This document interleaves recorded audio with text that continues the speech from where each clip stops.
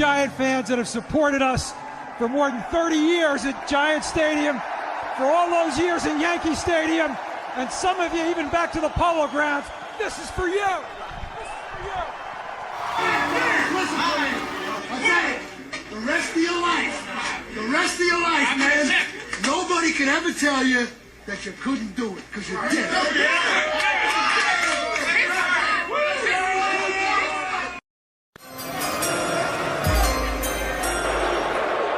With the second pick in the 2018 NFL Draft, the New York Giants select Saquon Barkley, running back, Penn State.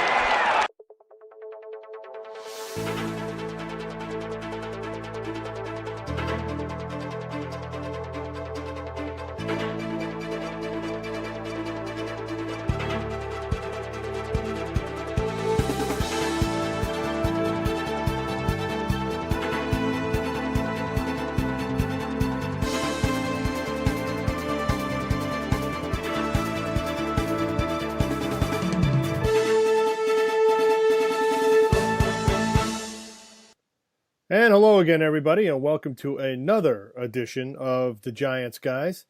This is John Fennelly, and as always, I'm with Craig Santucci of nygiantsrush.com. The Giants lost to the Jets. Hard to say those words, but it did happen.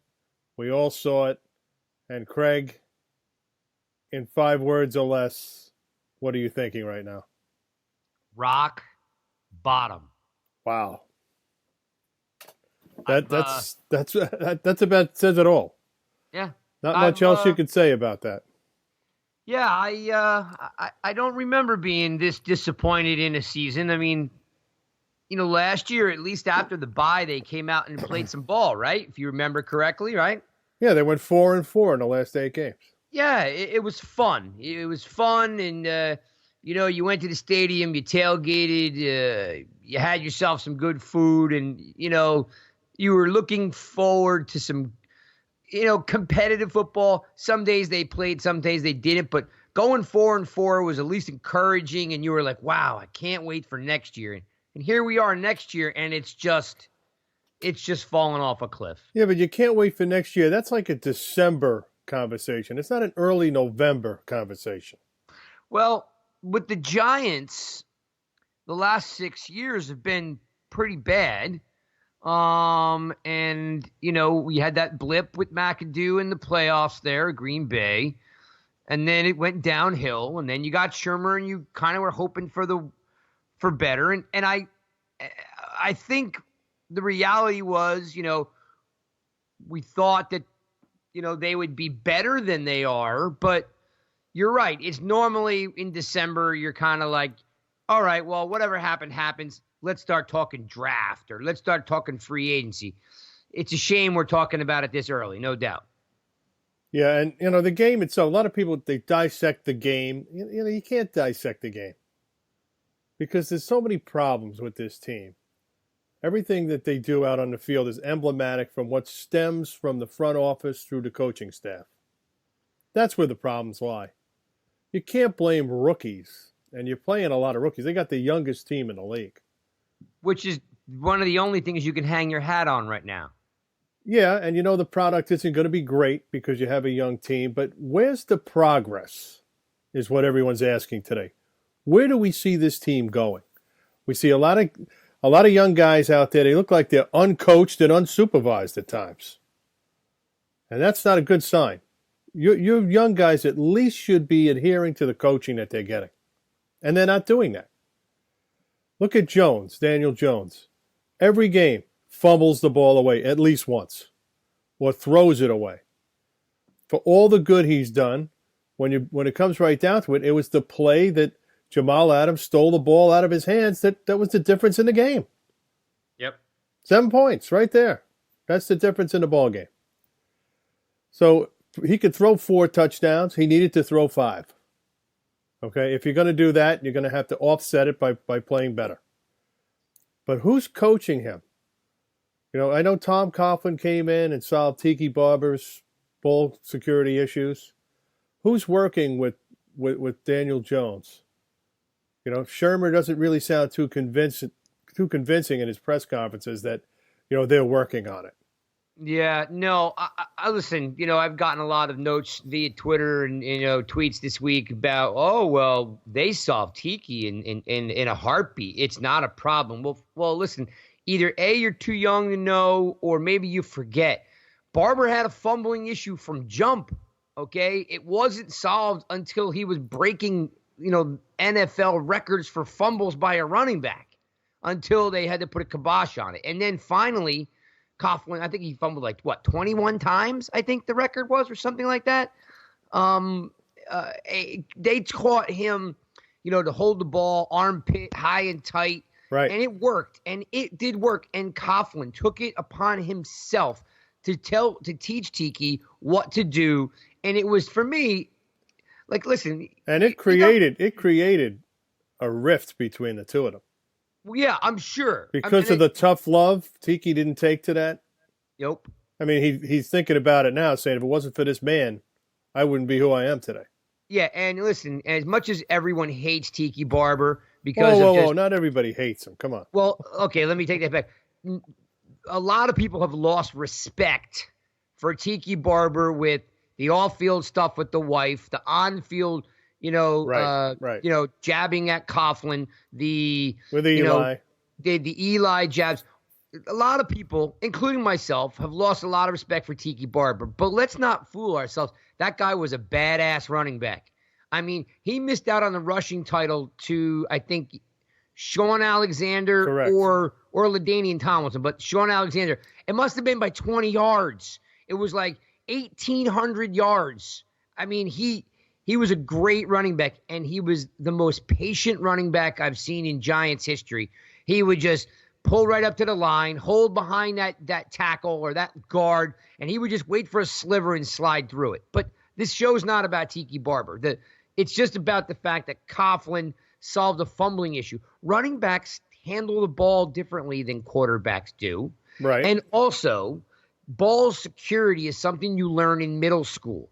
So this isn't a rookie thing. This is a problematic, recurring thing, because you don't just start fumbling and stop fumbling. You learn ball security as a kid all the way through, middle school, high school, and college to not fumble the football. Throwing interceptions in the pros can be a rookie thing, and it can be curved. This is definitely a problem. No, I agree. The issue I have is that why does it continue to happen? He should be more aware of where he is in the pocket. And when he starts to run with the ball, he's got to give himself up. He's got to get out of bounds. He can't let guys take shots. He can't try to get those extra yards all the time. Yeah, and it's and funny, diving forward's an issue too. It's nonstop. It's week after week. But here's the thing: if you're listening to this podcast, I want to go on record saying I'm not putting this on Jones. I'm not saying Jones is a bad quarterback. I'm not saying that I don't think he's the quarterback of the future. What I am saying is the head coach for the New York Giants is doing absolutely nothing to protect, help, and groom this quarterback. Yeah. He is just, I feel personally, this is just me, one half of the Giants guys, is feeling like he's throwing Jones out there as he's Eli Manning. Like Sherman really never said anything to Eli because how long he'd been there, the maturation process of the position, and Eli did his thing. And I almost feel like Shermer's done the same thing with Jones. Like, oh, yeah, he's a smart kid from Duke. He knows how to handle himself. And I don't find he's getting any coaching because there's no progress at the quarterback position at all. It's just pure athletic ability, and he's winging it out there.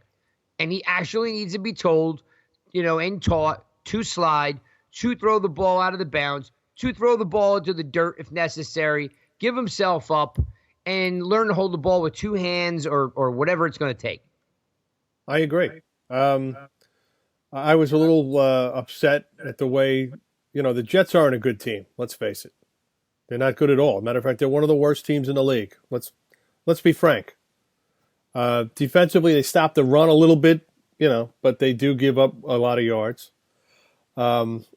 They can stop the run when they need to, and we saw that happen. But the Giants got under 300 yards again, the fifth time in 6 games their offense has not reached 300 yards of total offense. So what is that time? I know Barkley's been hurt, and he's a big part of it. But still, you got to get 300 yards. I mean, that's the average in this league. Yeah. I think there's 2 things that seem to be taking place is, you're missing 2 tackles, your wide receiver, you're missing potentially your center, which wasn't having a good year anyway. We talked about that last week on the show. So you're missing, the cohesiveness and the guns or the horses, whatever you want to put them. But on the other side is your coach is not doing anything to put them in a position. Like I don't find anybody's being coached up. Well, I had a huge problem, just to stop you for a second. Sure, yeah, go ahead. They were missing 3 of the 5 starters on the offensive line. They did nothing extra to protect the quarterback. Okay, and they didn't do anything that wasn't vanilla to fool the Jets. They needed to pull out all the stops in this game. They figure, okay, we don't have all our players. Let's try to do something tricky. Let's make the Jets work. Instead, they're running Saquon Barkley up the middle. He got 1 yard on 13 carries. I mean, to me, that was embarrassing. He's got to be hurt. He's obviously hurt. He's not going to sit down. Tiki Barber was interviewed today to talk about Tiki Barber, and we wrote it up, that he doesn't think that Barkley should sit because it'll kind of mess with his psyche a little bit. The fact that, if you get injured, you sit. You don't want that to sink in on a young player. You want him to be able to play through some injuries. But this injury is a little different. He came back too early. We all know that. We saw that he could be Saquon on some plays, usually on a pass play, not a running play. And he's just not – they're not blocking for him, first of all. He's not getting the burst from a dead run. You know what I'm saying? From a stopping or a standing still. So that's why on a pass, he's already got some momentum behind him. He can make some moves. But I think they brought him back too early, and now he's tentative. And you know what happens when you play football when you're tentative? You get hurt. Another part of your body gets hurt. Yeah, exactly. and to your point, I've been saying it since the Arizona game.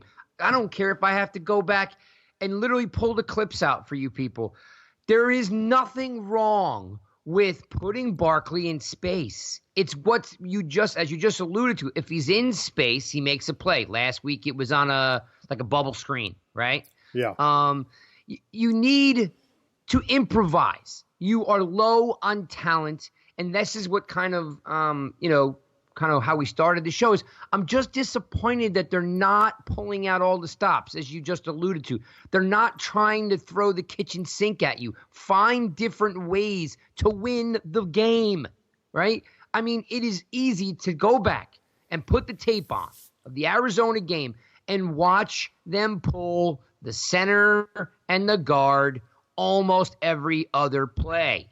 Pull the center, pull Zeitler, pull Hernandez, pull Pulley, and let them lead block on a jet sweep or a toss or a pitch and get Barkley on the outside. How many times is it going to take to run up the gut and get no yards to realize, for whatever reason, we don't have any push up front? And I'm not even looking for a reason.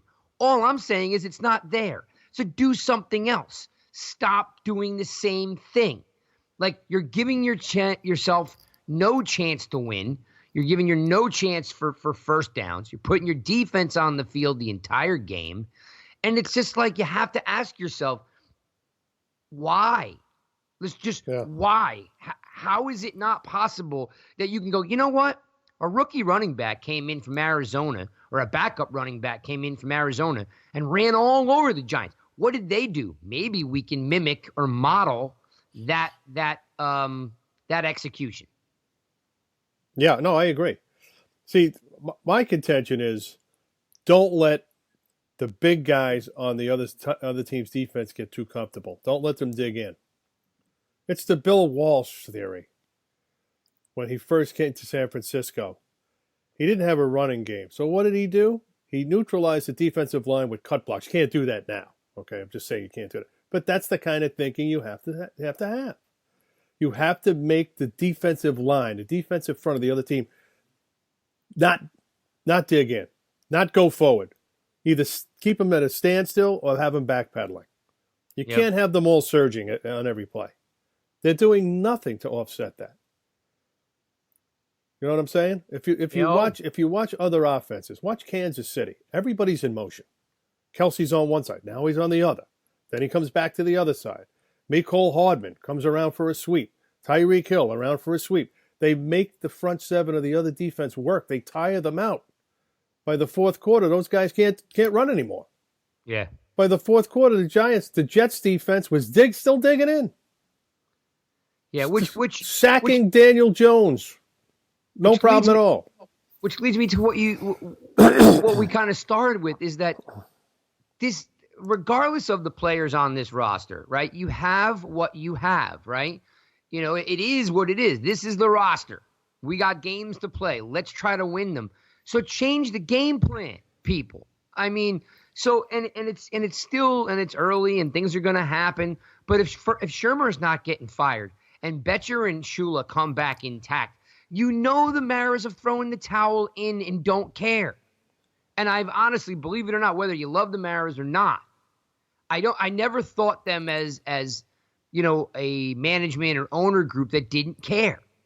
You know, I never thought that. I've always thought they cared. You know, I mean, this is his dad's team, his grandfather's team, right? Yeah. I've always thought that they cared. But like, you can't sit there and say to yourself, you know, this coaching staff has the ability to pull out raw talent, because it doesn't. I mean, listen, and I'm not shifting gears to defense because I love bashing on the offense because, you know, they're just pathetic. But what happens when you got players? That's where all their talent and all their resources have gone towards the offense. Yes. The last couple of years. Yes.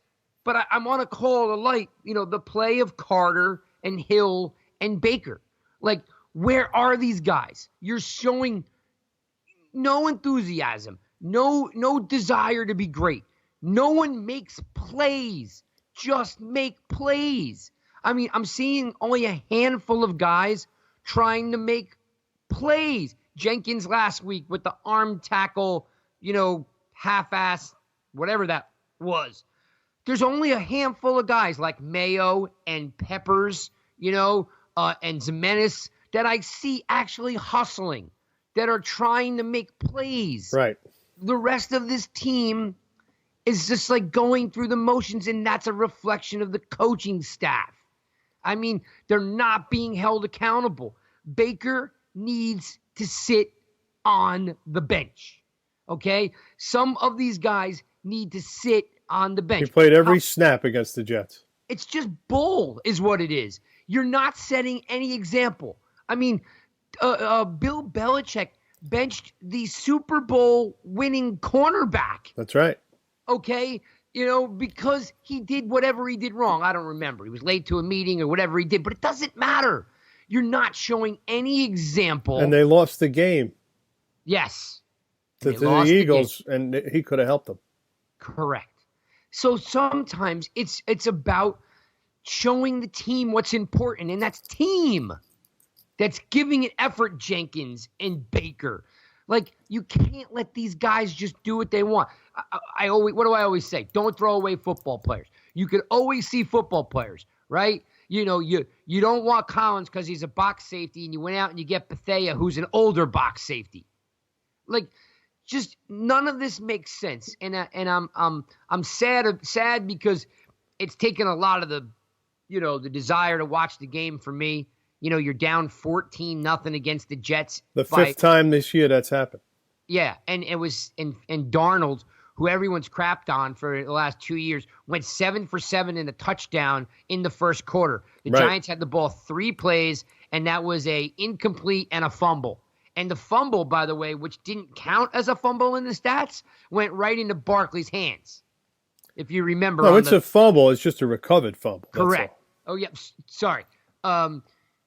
You know, those were our 3 plays. An incomplete, some terrible screen pass on the sideline or something, a run up the middle, which didn't work, and a fumble. And they went 7 for 7. Darnold went 7 for 7 and a touchdown. Like, when you are low. This is what happened with Darnold in those first series. He was under pressure. I mean, they were getting to him. They weren't sacking him necessarily, but nobody was being covered. So he was able to get rid of the ball to a multitude of open targets. That was the issue. If somebody in the secondary was doing their job, they would have sacked him a few times. Leonard Williams was right there. Like Joe Beningo says, he's picking up with the Giants where he left off with the Jets. He's getting to the quarterback, just not when the quarterback has the ball. Yeah, and again, and I wasn't sure if he can play. He can definitely play, right? Yeah, and he looks good. And you wonder, like, why? Like, this was kind of what makes the whole thing ironic. What was so bad that he had to leave the Jets in the middle of the season? Like, we've never seen it before. Well, they weren't going to sign him, okay? But we don't know if the Giants are the Giants came calling and said, "What do you want for him?" Yeah. And instead of trading a 5th round pick, which you have impending free agents, you don't give up a 3rd round pick, 3rd and a 4th, really, when you think about it. If they sign him before free agency, which they're going to have to. Yes. So everything just seems so odd, and I'm not making this about Gettleman because you know what? We've had 10 years of terrible drafts. I like the talent that's brought in. Is it star talent? No.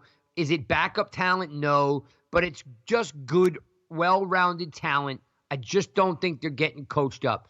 There's no way this coaching staff. I don't think the Maras fire anybody in season. No, they won't do that. I remember. It doesn't make sense. You remember, was it Sheridan who was a linebacker coach who became the defensive coordinator for 1 year? Yeah, he was a disaster. Yeah, I mean, so I just don't.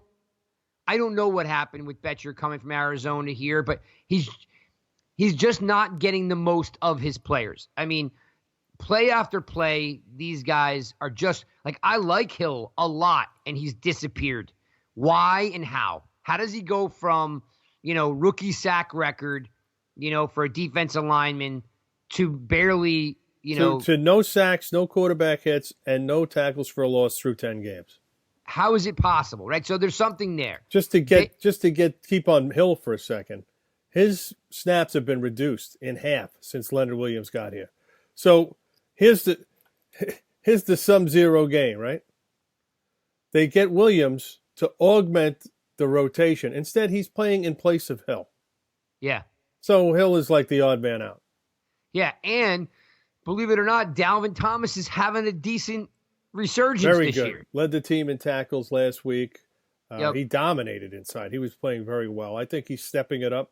This isn't the first time that's happened this year. Yep. He's a keeper. All right. It's a 2nd round pick, so there's no 5th-year option. So next year will be his 4th year. So the Giants may look this offseason to try to extend him. Yeah. So we've got so I'm still back to the original, theme of the show is that these guys like Jones, and like Baker and Carter, they're not being coached up. We can't go through the motions. Well, we're stuck with it now, but there's no way. And I know we're just talking about the Jets game and it's the bye week and we're going to be coming up to the Bears game. We're going to Chicago to get our doors blown off by one of the best defenses in the league. I mean, you just have to coach these guys up, and the plan has to be better coordinators, play callers, or whatever it is, or this is just what we will have. Like, it will be the same thing. I'm with you. Jones threw 4 touchdowns, but it's not going to make a damn difference if we're not extending the plays, if we're not getting first downs, converting on 3rd down. Well, they did a lot of that against the Jets. All right? They did a lot of that. The defense didn't play its game. You scored 27 points. That should be enough to win in this league. And it wasn't. But, they didn't drive the football enough. They couldn't run. It was an unbalanced offense. The Jets have awful cornerbacks. which is one of the reasons why Darius Slayton had a big game. Against the better defense, they would have been crushed in that game with the personnel they had on offense, that offensive line. If they played Dallas last week, they would have been blown out. Oh, it's Philadelphia. coming. John, it's coming. The Bears are coming. Right. The Giants, and they'll make Mitch Trubisky, who is an absolute bust in this league, the biggest bust I've seen in a while. Yeah, look like Joe Montana. He'll have a 300-yard game. But past Trubisky, and that goes back to the 1-year college quarterback. But that defense is going to be all over Jones. It's going to ruin your whole Thanksgiving week. Yep. I mean, it's like there's nothing. I mean, they put this kid in there when Solder got hurt, Eric Smith, who came from the Jets practice squad. The Jets' offensive line is atrocious. So he wasn't even on the 53-man roster. Yep. So if you can't make the Jets 53-man roster, what are you doing playing, for the Giants? You heard a real game, quote, right? He's never played left tackle before either. Did you see his quote? His quote was that he took no snaps during the week at left tackle. Correct. Just the jumbo tight end position on the heavy package. Yes, that's what he's been doing. That's your coaching staff, people. So, that you put a guy in who gets no snaps at all at left tackle, and you put him in an NFL game. So A, practice squad player. B, no reps at the position. C, the most important position on the field to protect your quarterback. Well, no reps at any position. No, except for the jumbo tight end package. Well, I'm talking about in a real game. Yeah, nothing.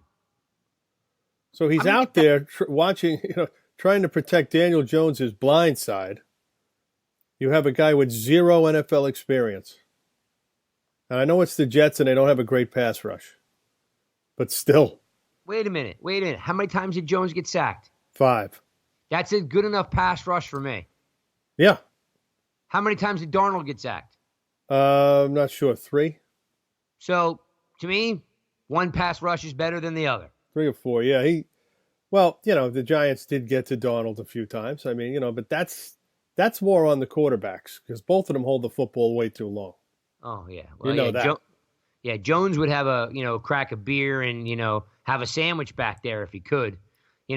Back to Shermer, the quarterback guru.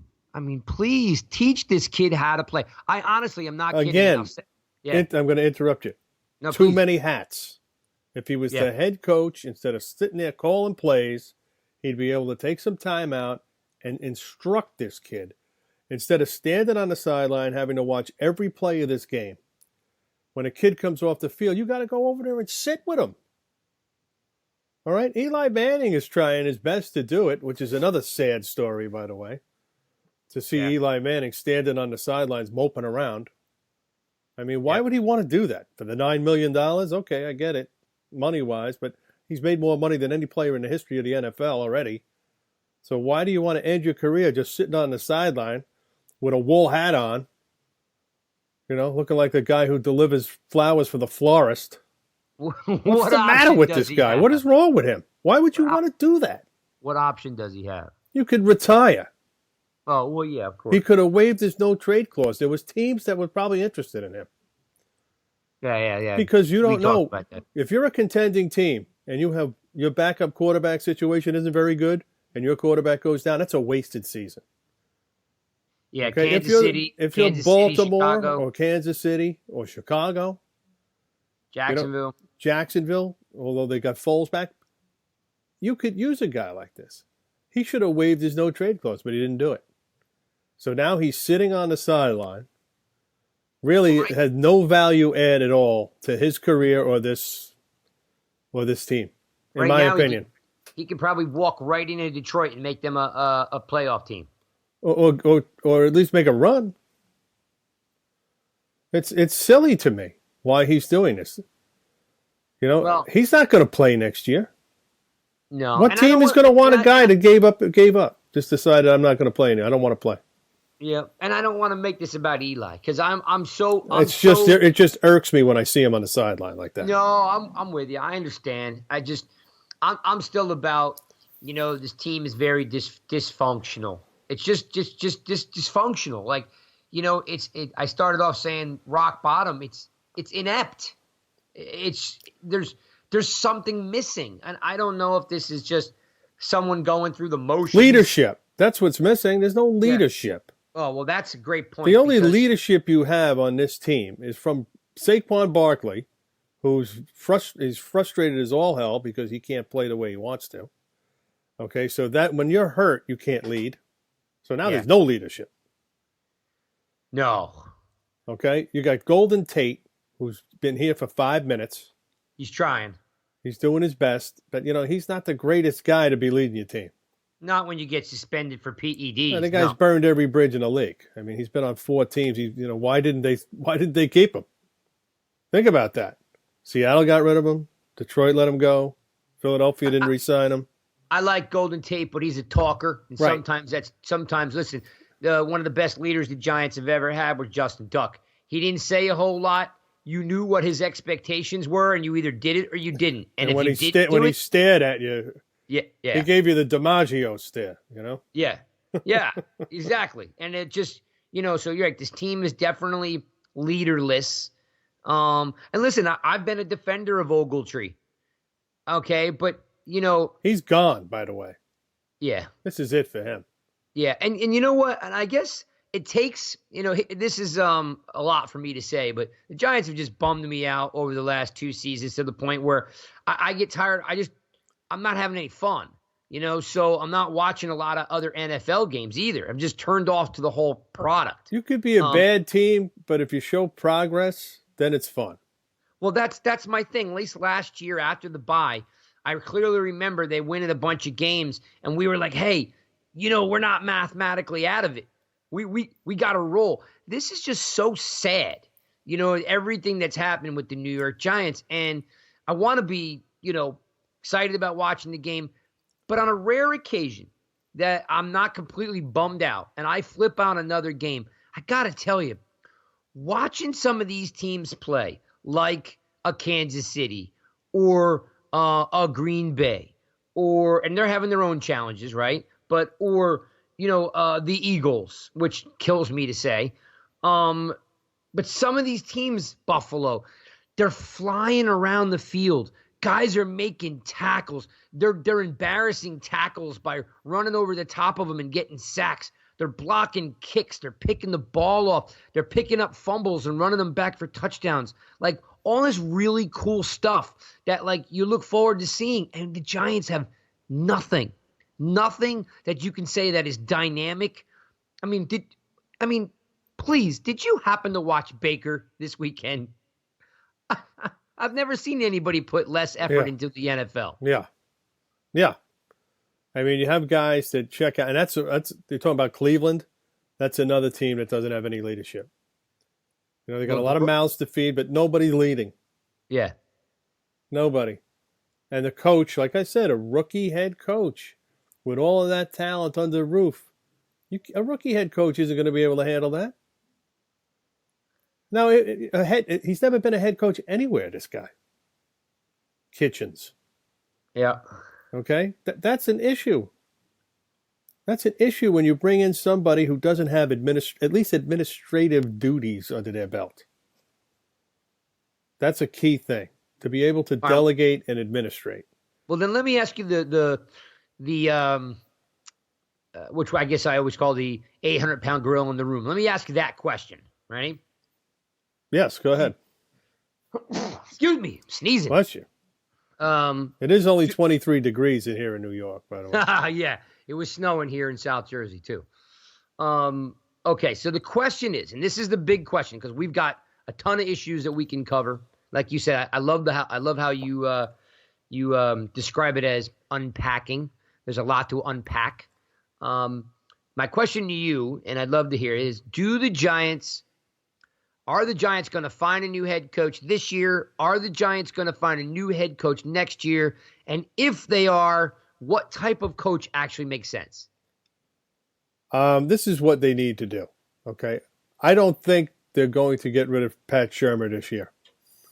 I think he comes back next year. I think the insertion of Jones midway, or not midway, but during the season, gives him another year now.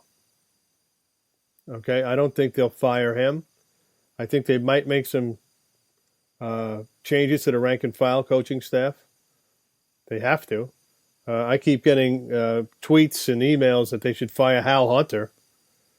But, in all fairness to Hunter, he don't have a whole lot to work with. Yeah, that's a chicken or the egg scenario. He doesn't really have, offensive line coach. He doesn't have much to work with. I mean, who signed Eric Smith? I mean, you can't tell me there's not somebody else out there who has a little bit of experience you could have gotten. You picked up a guy with no experience, no NFL snaps under his belt, and now he's got to be out there on the field protecting Jones's blind side. I mean, that's not coaching. That's Dave Gettleman. Well, the coaching issue would be, and I've seen a handful of guys, including Baldinger, who I respect a lot, and a couple other guys have said, for the love of God, put a tight end out there to help the kid out. But they couldn't even do that this week because they only had one left. Well, then after Ellison went out with a concussion, they only had a rookie, Caden Smith, and he had to do the regular tight end duties. So they would have had to put it, and they didn't even have an extra lineman to use to put on the end. So they ran out of players this week. I don't care if you put a defensive tackle out there, but if if someone can't protect Jones, hey, look, if you don't want to see Eli Manning ever play again for the Giants, then you better start protecting Jones, because every week, and I'm saying it again, and I'm going to keep saying it, if you want Jones to succeed and survive, you better stop protecting him. He can't take 3 to 5 sacks a week, and he can't dive headfirst into defenders. Eli Manning will be starting by the Dolphin game if this continues this way. And if you don't have enough bodies, I know they're bringing Simonson back, which basically I said last week. I knew that was going to happen.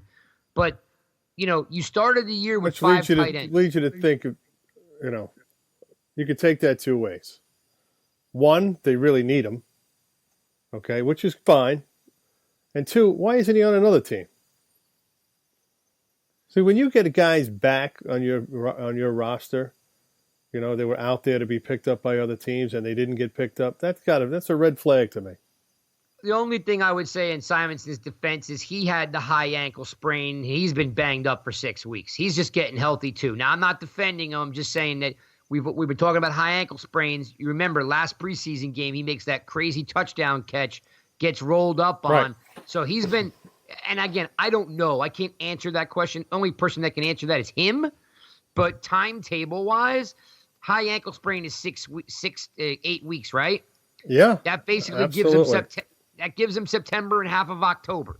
So high ankle sprain, depending on the degree, and I've had them, they used to put a cast on you. Yep. Because it was ligament, it's either stretched or frayed ligaments that you couldn't operate on.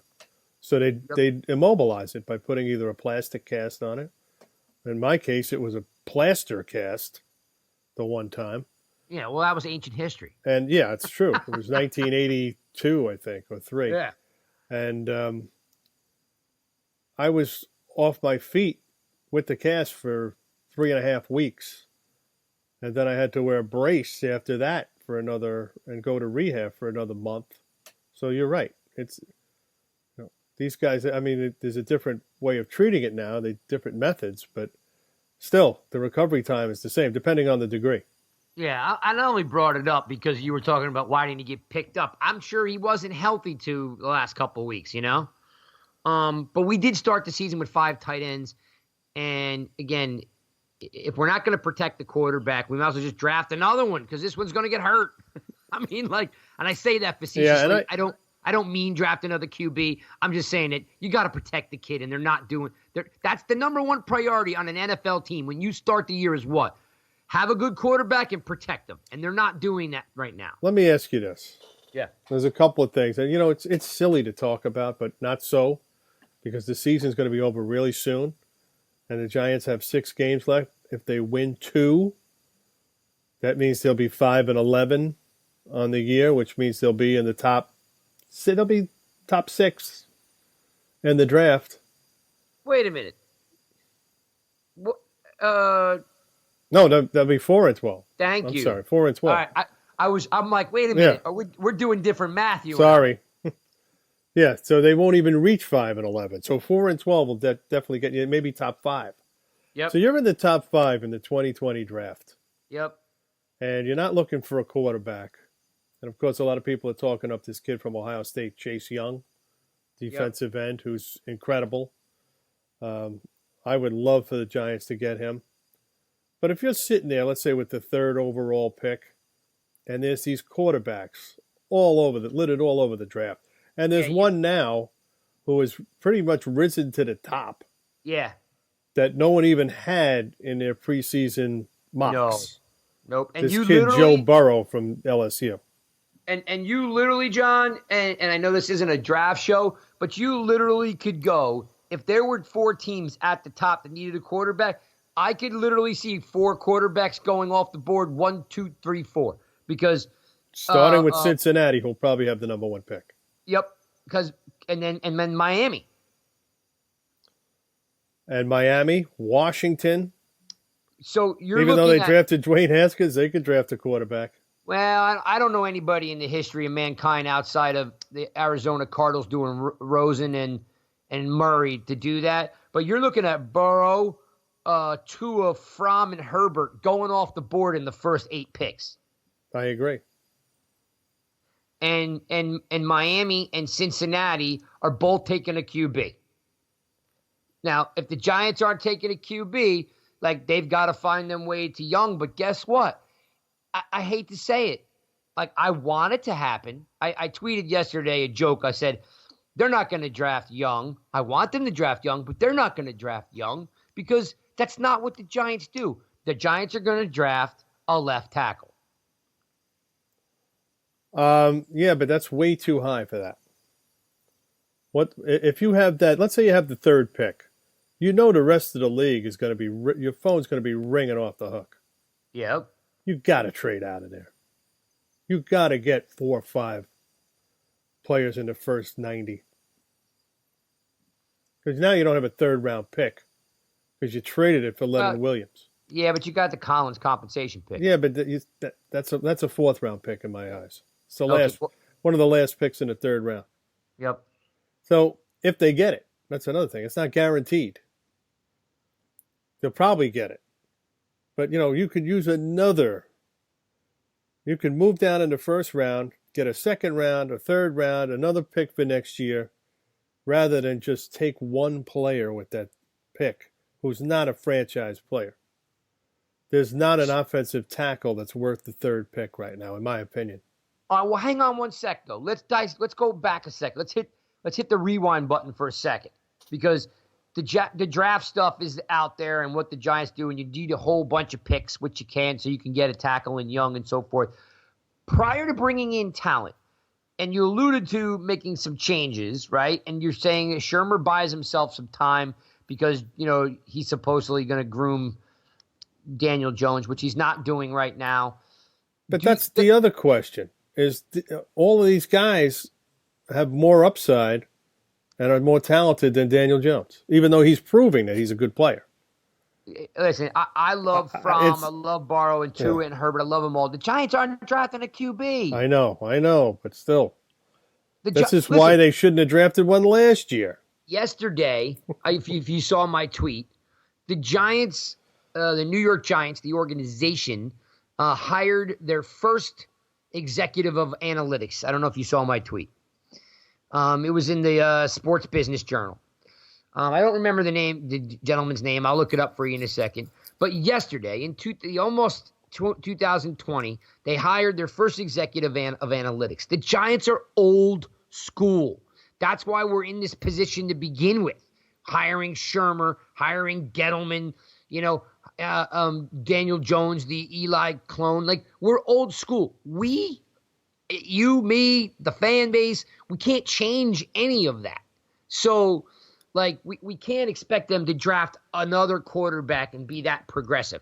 I'm not sure that's the right move, but we can't even dream of something like that because it's not going to happen, and we need to stay in reality.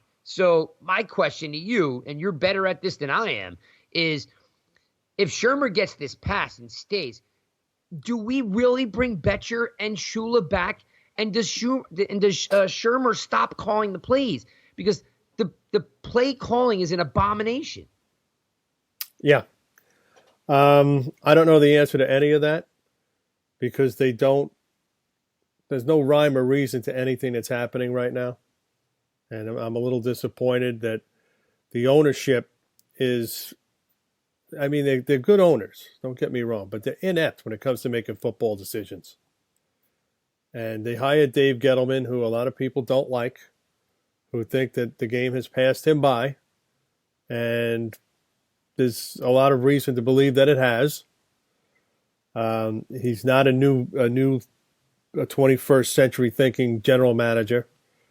That works for him in some cases, and it works against him in a lot of cases, as we're seeing. I just don't know which way they're going to turn. If I ran this team, okay, if I was John Mara, I would think about putting Gettleman out to pasture and getting myself a GM who thinks about value, okay, and just doesn't make seat of the pants decisions. But do you find though, and I said this about Eli and Jones, the team has problems, right? Yeah. Like low-hanging fruit, some problems need to be solved before other problems. Well, here's the issue. He overvalues players. Okay, yeah. Existing players. Alex Ogletree, nobody wanted him. Why do you think he's on the Giants? And the Giants traded for him. I think the Rams would have cut him. They were pretty close to doing it. Yeah. Williams is going to be a free agent. He's still going to be a free agent, by the way, and still could be. Don't kid yourself. He could just tell the Giants, thanks, but no thanks. I mean, so the Rams are funny, though, because the Rams get Ogletree, and then 2 years later they sign who I'm a big fan of Clay Matthews, but, like, I think the Rams turn around and go, hey, I think we made a mistake. We traded away our one of our core linebackers, and then they go sign a 30-year-old Clay Matthews. So nobody says that they're prudent in their moves also. They're about stars. Yeah. Because they're in L.A. People don't go to see the product. They go to see the people. Yeah, they want to see Gurley and Matthews and Darnold. Goff, I got you. Right. I'm just trying to find out if, like, this team can't go into next year the same way. Not talent-wise. Like, you just need a young, fresh mind. You're saying you want a young, fresh mind at the top. And I'm saying, okay, you might have a young, fresh mind at the top, but if you still have inept coaches that can't figure it out at the low end, it won't change. I don't think you get you bring in a coach who's never been a coach in the NFL before. I would certainly entertain bringing in Mike McCarthy as a head coach as a head coach. See, I'm not like somebody like that, not necessarily him, but somebody like that. I'm not at all saying I know some people love McCarthy, some people hate McCarthy. What I'm trying to find my way to somehow, I'm convincing myself, is that if you brought in a really super aggressive coordinator, it changes the dynamics of the team. Like, it just, like, Shula's an empty suit. I keep telling everyone that this offense sucks because Shula's the one that implements it, and then you let Shermer call it because, quote unquote, it's his. And every head coach is very busy. They have a lot of commitments. I think Shula's involved a lot more than people think. But let's say I'm wrong. Then he's definitely behind the scenes doing a lot of work. He's an empty suit. He brings nothing to the table. Zero. And Betcher, who I really want to like, just doesn't seem to be able to get the best out of his coach, of his players. And I'll go on record right now, and I'm not saying that I want him back, but I guarantee you that if Spags was here, he would get the best out of Zimenez. Because to me, and I had this conversation on Twitter with a guy yesterday, the last 3 years of Strahan's career after the Liz Frank injury, before the Liz Frank injury, and after the pectoral tear. He played at 255 and he was a beast, right? Yeah. So let's just call a fact a fact. Strahan hadn't played at 268, 275 in years, and he was still strong and fast and a baller, 2004, 2005, 2006, 2007. To me, Zimenez could be that guy. Why? Because he's got a huge chip on his shoulder because he came from a very small Division I school, Old Dominion. And ODU has never had a player drafted before. It's the first player ever drafted. This kid's got a chip on his shoulder. He has all the potential of being a star. Because he'll put the work in. His ego is not like, hey, I was a first round pick, right? But we said this the beginning of the year. How much was he going to play? Yep. With Marcus Golden and Lorenzo Carter around. Look, they haven't figured it out yet. No, and I'm telling you, I'm very comfortable saying that if you had a guy like Spags, who made the most out of Kiwanuka, who turned on Tuck to be the player that he was, he got a ton out of Tollefson. Spags got a lot out of these guys. If you could just find a coordinator to buy in and just find a guy and coach him up, teach him certain things. This guy's a menace, could be the guy, but he's out there learning by himself on the fly. And I like the kid's attitude. I like the kid, but he doesn't have the right coordinator that's spending time with him to get him where he needs to get. This guy has potential. It's going to happen. All of this is going to come to a head because if they only win 4 games this year, I think John Mara. I don't believe they're going to fire any of the head coach, but you never know because the bottom line is 6 years and 7. You have a losing season. It's got to stop, John. It's got to stop. Where's the progress? You saw how mad he was after the game last week. Or we didn't, but we heard how mad John Mara was walking through the hall. Wouldn't talk to anybody. Usually he stops and says a few things to reporters. He just blew past them. He didn't want to know. He was like, this is it. I'm tired of this. New York Giants. We need to get a new Tom Coughlin, a new Bill Parcells. Not easy to get. But I think they have to reach high to get a coach. Reach high to get a guy who comes in and takes charge and holds people accountable. Yeah. You said McCarthy and stuff like that. One thing, not necessarily him, but if he came in, he'd be a lot better than Pat Shurmur. Of course, but you know why? Because he's tough nosed. Like what made Coughlin great was we hated him in the beginning. The players hated him in the beginning, but he really, believe it or not, is like he put Giants' pride back on the field. He was like, if you are lazy, you will not play. If you cannot follow rules, you will not play. If you do not have max effort, you will not play. When Tom came in, he set the tone by putting Coughlin time on all the clocks.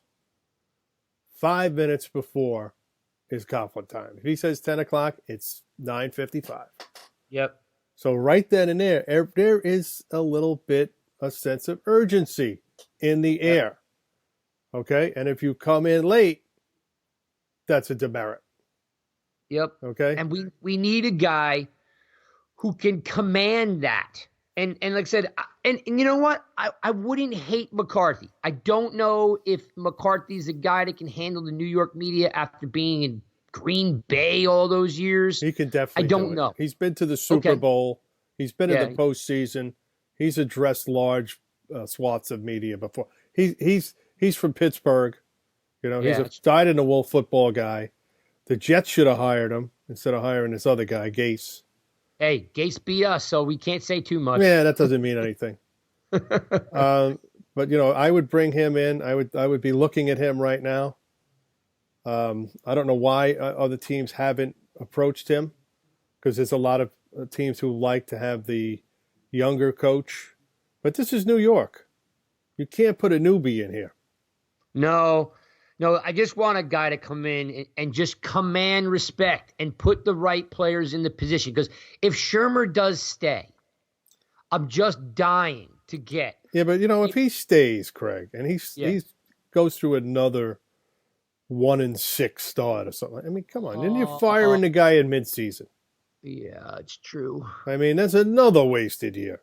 Yeah, you're killing me with that. That just hit me right in the You know face. what I'm saying? I mean, do you really? You have to think about that. And I think that's now that I think about John Mara not speaking to the media, he probably wanted to fire him last week, and he's walking through. I don't think that Gettleman will want to do it, but he may be overridden.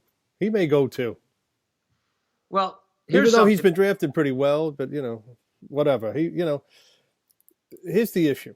What's the direction of the team? Are they getting better? No, they're getting worse. And when if you don't have the talent, you have a lot of young talent. You have to show progress. They're not showing any progress. So, regardless of your personnel, if you have a good coach, they make it work. Okay? There's something redeeming coming out of every week.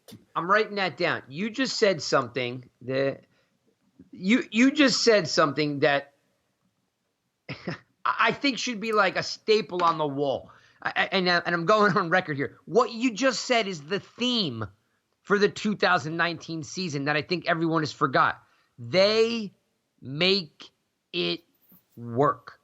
That is the difference between winners and losers, good coaches and bad coaches. Listen, talent is talent. You might have 8-8 talent. You might have 6-10 talent. Okay. But this team doesn't have 2-14 talent. Okay. I mean, that's just me. Maybe I'm wrong. Okay. But I sat through, years and years of Jerry Reese just drafting bum after bum. I tell people this on a weekly basis. Jerry Reese has drafted 50 players that are out of the NFL. That's 7 years of wasted picks. Okay, at least the guys that Gettleman drafted, he's terrible at free agency, overvalues players. But the guys that we have that were recently drafted the last 2 years at least contribute and play. Okay, they're in the NFL. They play. Good coaches, they make it work to the best they can. This is not a 2-14 team. So I give you credit because that's the quote right there. They make it work. Yep. Shermer doesn't make it work, and Betcher and Shula don't make it work. They have to literally wake up every day and say, I'm going to make this work. And they don't. Yeah. It's getting worse. Let me tell you something. After September 11th, our building collapsed, okay, on September 11th. Some people were lost. Everybody knows the story. We had 3 days to recreate the business. We did it. We got together. We put all our resources together. By Monday morning, we were back in business. Amidst everything. Everybody was still emotionally shattered, whatever, physically shattered. We made it work. We had to. This is what you do. That's the school I come from. So when I see guys not getting the most out of what they have, they're not a good manager. They're not a good coach. Any sport, any business, any walk of life, any organization, if you're not getting the most out of the least, this is why Bill Parcells is the greatest coach in my eyes. Same thing with Belichick. They get the most out of the least. They know what they have. If somebody is useless, they get rid of them. Okay, yep. They get the most out of the least, and they get the most out of the most. Yeah, and case in point, give me one good reason, because I don't think you'll be able to do it. Tell me one good reason why Julian Love is not on the field. But you drafted him, and he's a runner-up of a Thorpe trophy. You can't get on the field. I think, and this is what I think, but nobody really knows because he's really not out on the field a lot in practice. But I think that they don't have a spot for him. He's not really an outside corner. He should be really playing slot corner, but they like Grant Haley, and now they like Ballantyne in there, which is not a bad thing. Ballantyne is a very good talent. Haley is a good talent also. So it's not like Love is failing. I mean, those two guys are good. I mean, they're good young players also. But I think that Love is really a safety. And right now, there's no room at safety for him. There's no room at corner for him. So he's been kind of odd man out unfortunately, but I think he's in the plans. Think about what you're saying, though. And I know that's what it looks like, but there's no room for him on a 2-14 team. Come on. No, not well, they have guys. No, they're not. Like, I'm with you. I know where you're going. And I don't mean to cut you off. I apologize. Yeah. It's the theme of what I'm trying to say. You're not making it work because you don't know what he can do. He should get first dibs before Corey Ballantyne. Yes. On top of the fact that I don't even care anymore. Baker doesn't show any effort. Put him on the bench and let Love play. Is Love a better talent than Baker? No. We already know Baker won the Thorpe Trophy over Love. But right now. But you got both of them. Yes. And it's that's my point. And I'm sorry. I did not mean to cut you off. No, I just find that we're making a bleep ton of excuses on for why this kid doesn't get on the field. We are literally on pace to be the worst team in the NFL. Miami, the Jets, Cincinnati, and the Giants. The Giants play Miami. You think they'll beat them? Right, the way Miami's playing right now, 2-game winning streak? No. There you go. Washington is the other game that they could probably win. They might win that one. Yeah. Yeah. Because Washington's really bad. Here's your schedule. 11-24 Chicago Bears. Consider your Turkey Day ruined. Packers at home. No. You're gonna get slaughtered. At Philadelphia on Monday Night Football. Absolutely a bloodletting. Even if the Giants were 14-0, they'd lose that game. Yes, that score may be 42-14. The Dolphins at home, 1:00. You got an outside chance. Redskins at Washington, got a chance. And then you're going to, which, by the way, whoever makes the schedule must be laughing at this one. You're playing the Eagles twice within 4 weeks. So, and then the Eagles to end the season to ruin your New Year's Eve plans at home. It's a bloodletting for the Giants. You're telling me you can't find a spot. Honestly, just look yourself in the mirror and ask yourself, are you telling me Julian Love can't get on the field because he's that bad and you drafted this kid in the fourth round? I don't know why he's not on the field. I already told you that. But I think, but this is my theory and what people have told me, is that he's behind. They want to put Bethea out there because he's calling signals and he's running things. And he's not playing over Peppers. He's not playing over Baker. He can't play the outside. Okay? Haley and Ballantyne, they like in the slot. Ballantyne's a better athlete. Haley has the more experience. So he's got to wait. He's got to wait his turn. When these people tell you that, just remind them that the team is 2-8, 2-9. Right, but you still have a rookie in Ballantyne who was underdrafted, in my opinion. Yeah, I agree with that. I think he's a better talent than a sixth-round pick. And that still, I'm going to remind you what you said. They make it work, right? Baker's not working.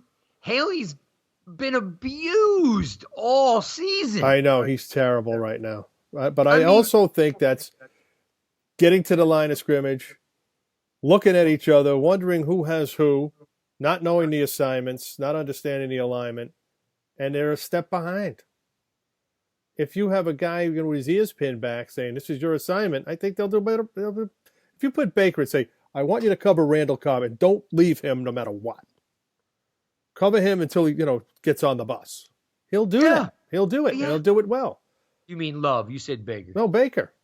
Oh, you think Baker has that? I don't think. So instead, they have Baker playing 10 yards off the line of scrimmage, letting guys run by him, and playing a zone. Quarterbacks are going to pick any zone apart. Well, he's got to run and make a tackle. Yeah, but that's the thing. He's behind already. It's a reactive defense. You can't. These guys aren't geared for that.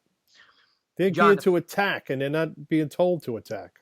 I want to bring this to light before we run out of time, too. I have one more point also, but go ahead. I was going to say, do you have an opinion? Because to me, I thought it was an abomination.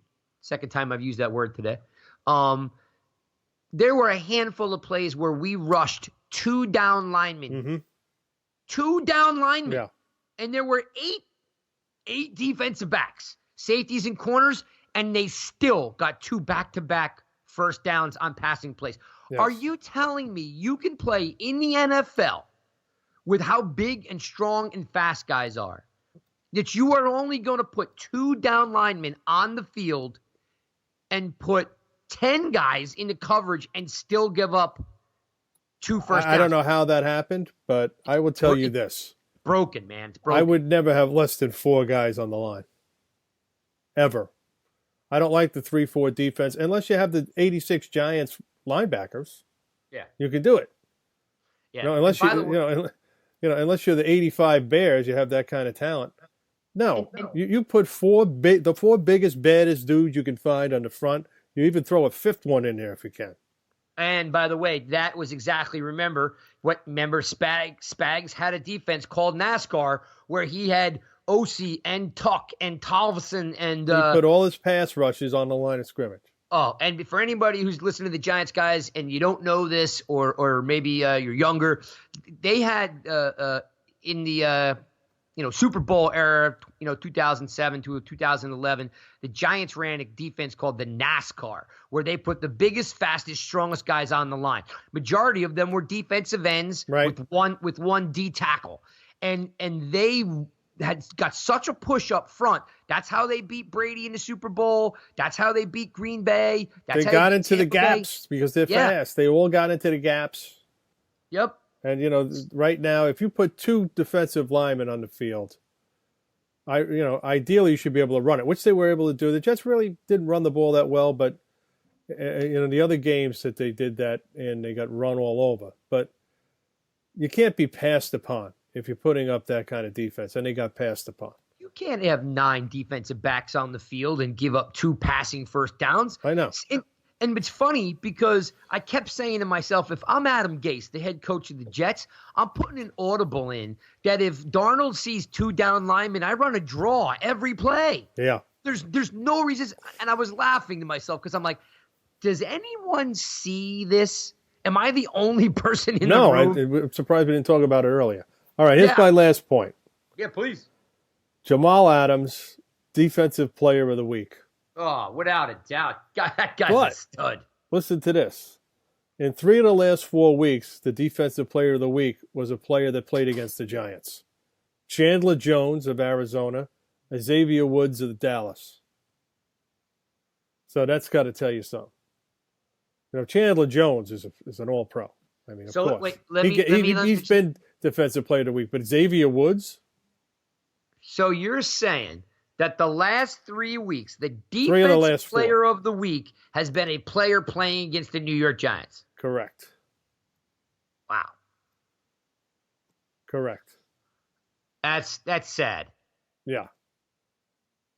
It's telling. All right. It's so sad. Chandler Jones they had no answers for, right? DeMarcus Lawrence, no answers for. I mean, they just don't have answers. And Pat Shurmur, when he's interviewed after the game or during the week, no answers. We got to be better. No kidding. What are you doing about it? Nothing. All right, that's all I got, man. I can't do this. I'm starting to get lose the rest of my hair now. Well, let's keep in mind that there can be some changes if the Mariners are paying attention. The rest of this year is going to be a little bit tough. I think you mentioned it already. I mean, the Giants potentially, if everything went their way, they might be able to beat the Dolphins and the Redskins. So you're looking at a 4-win year. And you can start looking forward to free agency in the draft. Yeah. And they have a lot of money to spend, or they will. And assuming a lot of that will be on players they have already in-house. Leonard Williams. But like I said, Williams could just get up and walk. Probably won't, but, I do want to note real fast, just to give him a shout-out. Jabril Peppers has played 3 great weeks. He's playing better, yes. I really do. I do find him out of position a lot, but I do think right now on the defensive side of the ball, he might be the best player we got. He's showing the effort that you like to see. He's making plays. He's making great tackles, wrapping up. So I just wanted to throw that out there because, there are a handful of guys like Mayo who maybe be outclassed from an athletic standpoint. Yes. but Mayo and Peppers and Zimenez, I find they're out there every play, every game, trying to make an effort. I wish it would kind of rub off on Jenkins and Baker a little bit, but it is what it is, right? Yeah. All right. Well, we went over again. So you want to give out your information so we can get off? You can. Yeah, of course. We're the Giants guys. You can find us on Twitter. You can find me on NY Giants Rush on Twitter. You can, of course, read the site, which we hope you do, nygiantsrush.com. We got tons of stuff up there. I don't know. Like I said, there's Pilgrim's Point. There is the Film Room. There's Java with Jones. And then, of course, Michael Stewart's always ready to. And by the way, I know, John, you're a fan of Michael's. He's ready to start cranking up the college stuff already. So yeah, he's got to. I mean, now's the time. Yeah, now's the time since the Giants are kind of in a deep, dark hole. So we hope you read the site and pass it on. And, of course, we are the Giants guys, and you can find us on all your podcasting platforms. That's correct. And I just applied for a job with the New York Post. What? This morning. It's a digital content editor, sports section. Attaboy, John. So we'll see what they say. They need your help. Yeah, they do. They need somebody with a little perspective. A little, well, they have some people there, but, I think I could help them and then you get hired. Expand. Then you help them and you throw your boy a bone over here. That's you know it. What I'm saying? Yeah. That's how it works. Oh, we hope so. But, you can still find me at USA Today's Giants Wire, the Giant Insider.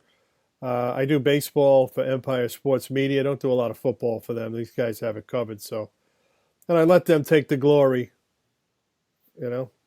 Every once in a while I'll put a Giants or a Jets piece up there, but it's mostly Mets. I'll start doing some basketball soon because it's basketball season, believe it or not. Not a huge NBA fan, but you want to talk about dysfunctional organizations.